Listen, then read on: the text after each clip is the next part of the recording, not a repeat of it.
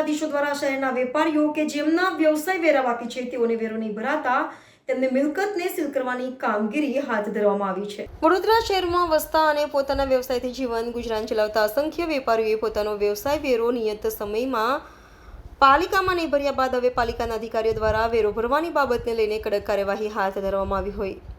પાલિકાના deputy commissioner દ્વારા વ્યવસાય વેરો નહીં ભરનાર વેપારીઓને મિલકતોને સીલ કરવાની કામગીરી હાથ ધરવામાં આવી છે। વડોદરા મહાનગરપાલિકાના બજેટમાં પણ વ્યવસાય વેરાને લઈને અનેક ચર્ચાઓ અધિકારીઓ અને હોદ્દેદારો કરી હતી, જે સંબંધે લાખો રૂપિયાની કિંમતનો વ્યવસાય વેરો વેપારીઓ દ્વારા છેલ્લા કેટલાય સમયથી પાલિકામાં ભરવામાં આવ્યો નથી। આવા વેપારીઓ સામે પાલિકાએ કડક હાથે કાર્યવાહી કરવાનું નક્કી કર્યું છે। આજે સવારથી જ શહેરના અલગ અલગ વિસ્તારોમાં પાલિકાની ટીમ દ્વારા વેરા વસૂલાતની કામગીરી સબબ વેપારીઓની મિલકતને સીલ કરવાની કામગીરી આરંભી હતી। અલબત્ત પાલિકા દ્વારા વેપારીઓને વેરો ભરવાની મુદતમાં વ્યાજ માફી સાથે માત્ર વેરાની રકમ જમા કરવાની સુવિધા પણ આપવામાં આવી છે। વેપારીઓ વ્યવસાય વેરાને લઈને જો પાલિકાને સહકાર આપશે તો પાલિકાના સત્તાધીશો તેમની મિલકતને સીલ નહીં મારે તે પ્રકારની સહાનુભૂતિ પણ સત્તાધીશો દ્વારા આદરવામાં આવી છે।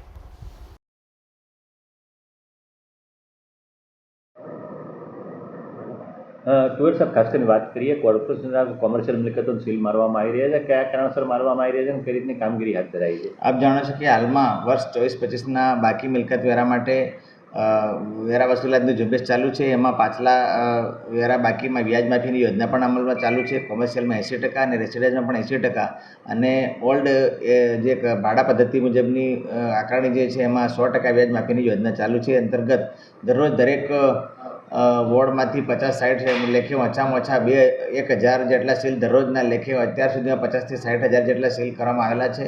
અને જે રહેણાંક મિલકતોમાં પણ જેના પણ વેરા બાકી હોય તેવાના પાણી કનેક્શન આપવાની પણ કાર્યવાહી ચાલુ છે।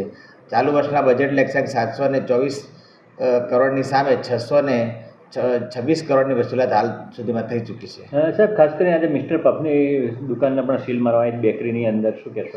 વોર્ડ નંબર 13માં 1.5 લાખ ઉપરાંત એનો વેરો બાકી હતો, જેના કારણે વોર્ડ નંબર 13ની કચેરી દ્વારા મિસ્ટર પફને સીલ કરવામાં આવ્યું છે। આ જ પ્રકારે જે મિલકતોના વેરા બાકી છે તેને સીલ કરવામાં આવશે અને રહેણાંક મિલકતોમાં પાણી કનેક્શન કાપવાની પણ કાર્યવાહી કરવામાં આવશે। સાહેબ, એમાં એક નોટિસમાં એ પણ ઉલ્લેખ કર્યો છે કે જો વેરો નહીં ભરે તો પછી આગળ એસેસ કરાવીને મિલકત ટાંચમાં લઈને હાથ ધરશે કાર્યવાહી। પ્રાથમિક રીતે કોમર્શિયલ મિલકતોને સીલ કરવામાં આવે છે, ત્યારબાદ જો વેરો ન ભરે તો તેની એસેસમેન્ટ કરીને તેની બોજો દાખલ કરવાની વગેરે આગળની કાર્યવાહી પણ હાથ ધરવામાં આવી શકે છે।